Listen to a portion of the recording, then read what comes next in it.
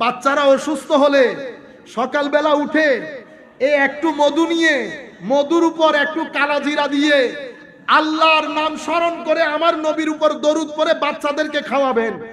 মধু পোকাকে আমার আল্লাহ বলেছেন কুলু মিনাত তাইয়্যিবাত, যা খাবি ভালো জিনিস পরিমিত। দুইটা। 3 নাম্বার জিনিস, পৃথিবীতে রাস্তার কোনো অভাব নাই, সকল রাস্তায় তুই চলতে পারবি না। অমুক চলতেছে সমুক চলতেছে সেটা তোর বিষয় না, কিন্তু তুই সকল রাস্তায় পা রাখবি না। কেন? কারণ আমি তোকে নির্দিষ্ট উদ্দেশ্যে বানিয়েছি। কোথায় চলতে হবে? তোমার প্রভুর কর্তৃক হেদায়েত প্রাপ্ত রাস্তায়।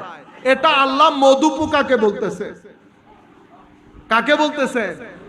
মধু পোকাকে বলতেছে। কোন রাস্তায়? তোমার রবের রাস্তায়। আমার সামনে শতানের রাস্তা, অমুকের রাস্তা, দুনিয়ার রাস্তা।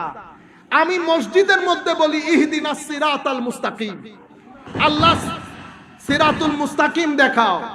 অথচ আমি মসজিদ থেকে বের হয়ে আমি নিজেও জানি আমারটা সিরাতুল মুস্তাকিম কিনা। আপনারা বুঝতে পেরেছেন?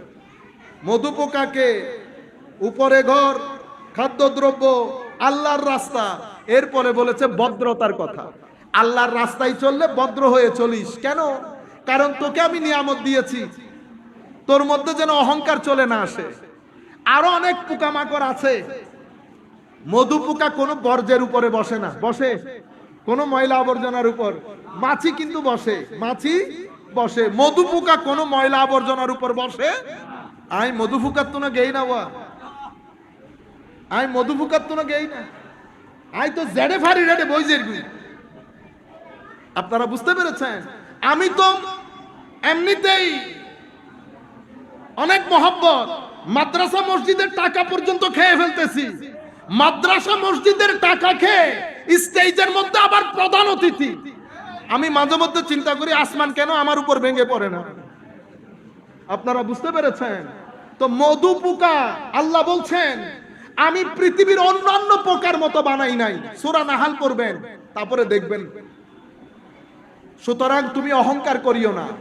এই 4টা জিনিসের কারণে মধু পোকার পেট থেকে যেটা বের হচ্ছে সেটা মধু। সেটা কি জিনিস? মধু। মাওলা মধু কি জিনিস? শিফাউল লিন্নাস, কুল কায়নাতের মানুষের সমগ্র অসুস্থতার শেফা। এক সাহাবী আসতেছেন, ইয়া রাসূলুল্লাহ আমার বাচ্চার পেটের ব্যথা, কো মধু খাওয়াও। কই ইয়া রাসূলুল্লাহ যাচ্ছে না, কো মধু খাওয়াও। কই ইয়া রাসূলুল্লাহ যাচ্ছে না, কো বেটা তোমার ছেলের পেট মিথ্যা বলছে, আল্লাহর কালাম মিথ্যা হতে পারে না। আল্লাহ বলেছেন মধুর মধ্যে আল্লাহ সবকিছুর শেফা রেখেছে। পরে গিয়ে মধু খাওয়ানোর পরে ছেলে ভালো হয়ে গেছে, ছেলে ভালো হয়ে গেছে। তাহলে কি করবেন? বাচ্চারা অসুস্থ হলে সকালবেলা উঠে একটু মধু নিয়ে মধুর উপর একটু কালা জিরা দিয়ে আল্লাহর নাম স্মরণ করে আমার নবীর উপর দরুদ পড়ে বাচ্চাদেরকে খাওয়াবেন। বাচ্চাদেরকে খাওয়াবেন, নিজেও খাবেন।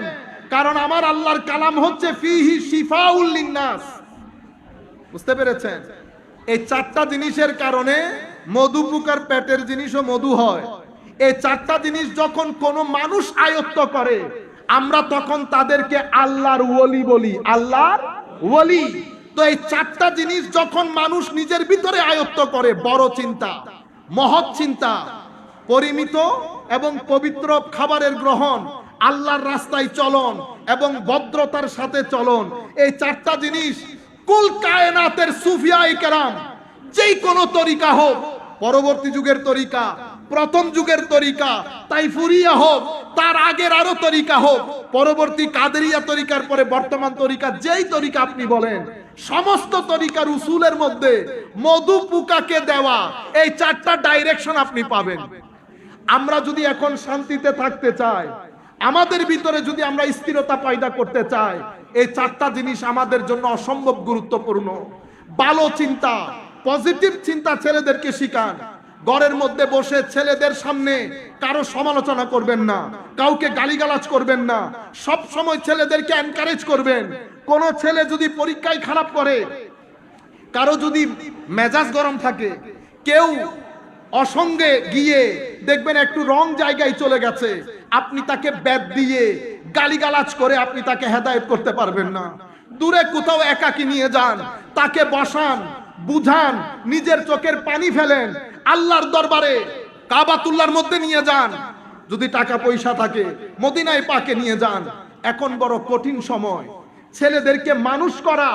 আমার নবীর উম্মতের এই দুর্দিনে আপনার ছেলেদেরকে যদি সহি আকীদা, সঠিক তরবিয়ত দিতে না পারেন, তাহলে পরবর্তী প্রজন্ম এই দিন ধরে রাখতে পারবে না। আমরা কবরে যাওয়ার আগে টাকা ইনকামের সাথে সাথে ছেলেদের তরবিয়তের প্রতি পরিপূর্ণ খেয়াল করেন। আখলাকি ডেভেলপমেন্ট, কোরআনে পাক শিখান, নামাজ পড়ান, ছেলেদেরকে গালিগালাজ করবেন না, শক্ত হাতে কোনো কিছু দমন করতে চাইবেন না, ছেলেদেরকে মহব্বত দিয়ে বুঝাবেন।